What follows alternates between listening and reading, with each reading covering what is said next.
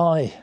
On the way over to this location this morning, I started to think to myself, I'm completely wasting my time. The weather wasn't too bad when I started out, but it quickly deteriorated and we had heavy rain, lots of spray on the motorway, and it got very, very dark. I've now been here for about 3 hours and the weather hasn't improved much. It's just light drizzle at the moment, but it's still very dark. There's just no spark to the light at all.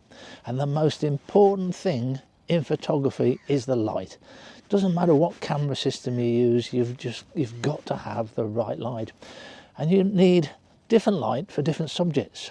And the subject I'm photographing today needs good light. It's a glossy ibis and it's a very dark coloured bird, and it really needs the sun on it to bring out the gloss in the feathers. And it just hasn't worked. I have been wasting my time.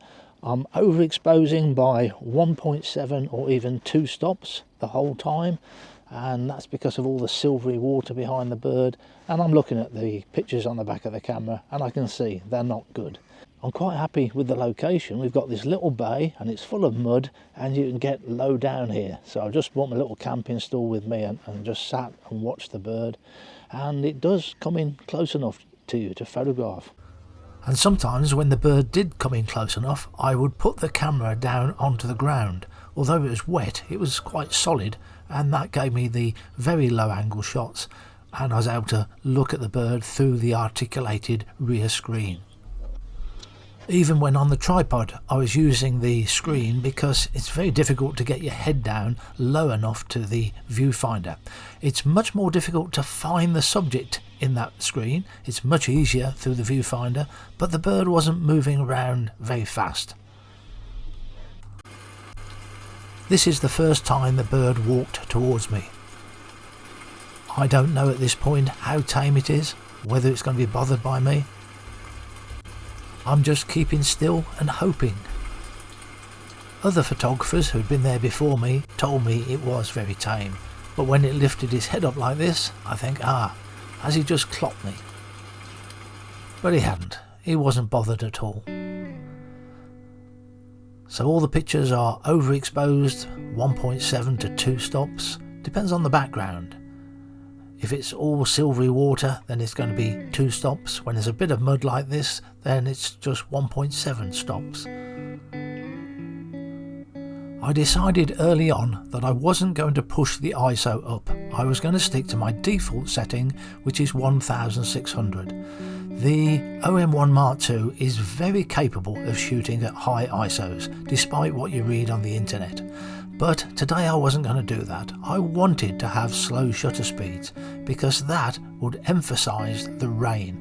Whenever I got a dark background, the raindrops would show up better at a slow shutter speed.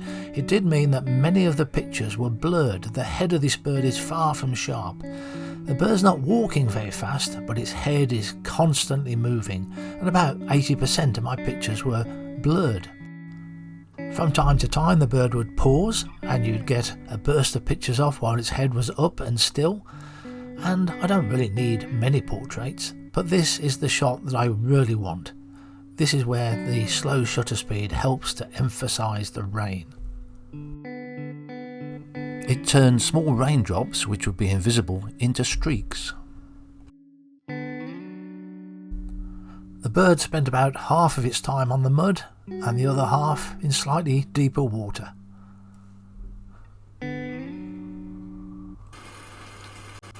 This clip is at normal speed and it's very difficult to see what the bird is feeding on or even if it's managing to catch food. So I want to slow it down, and I'd like to put the Lumix G9 Mark II on for this because that will autofocus in slow motion, but I'm very reluctant to swap camera bodies when it's raining in case I get droplets of water on the sensor. So I carry on at 5 times slow but still using the OM1 Mark II. I just have to manually focus now.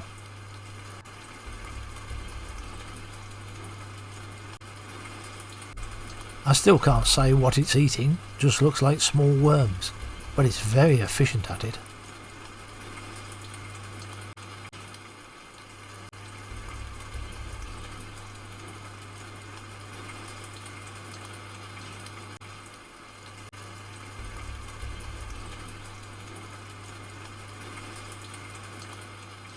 Sometime in the next few days, if I can get back, although I've looked at the weather forecast on my phone and all week it looks like it's going to be very wet and miserable. So hopefully this bird's going to stay long enough for the weather to change. Well, the weather didn't change. The whole week was very wet and miserable. I'm still hoping to get back. The bird is still there, but to get this film out, I'm going to show you some glossy ibis pictures taken in Romania in much better weather conditions. It was on a trip organised by Sakir Tours. I'll put a link to them in the description underneath the video, and you go out on this boat. You can get 4 photographers on this boat, and it's a trip I've done twice or maybe even 3 times now.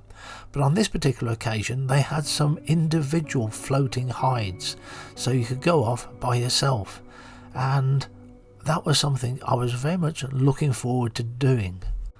Unfortunately, it didn't work out too well.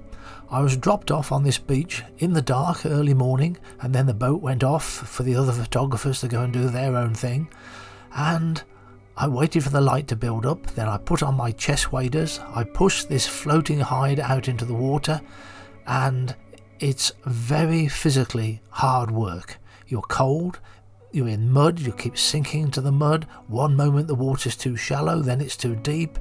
It was really exhausting.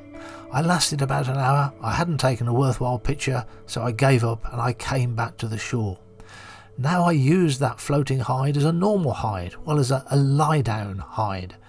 I put a bit of camouflage over it, lay down in there, and had a very successful morning.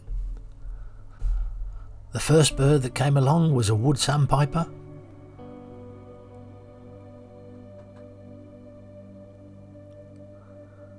And then along came a glossy ibis, and we've got good light on it, so that brings out all the wonderful colours in the plumage.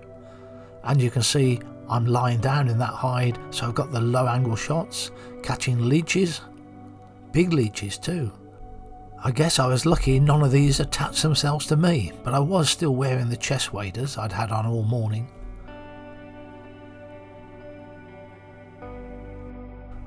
I remember very much liking the settings of all that greenery merging into the water. It was very photogenic. I also had a grey heron catch a snake, quite a long looking snake. Is it a grass snake?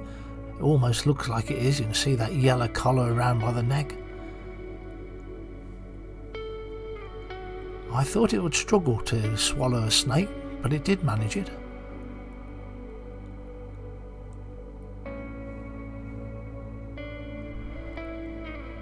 And some hooded crows also came down to entertain me, and they were catching mussels.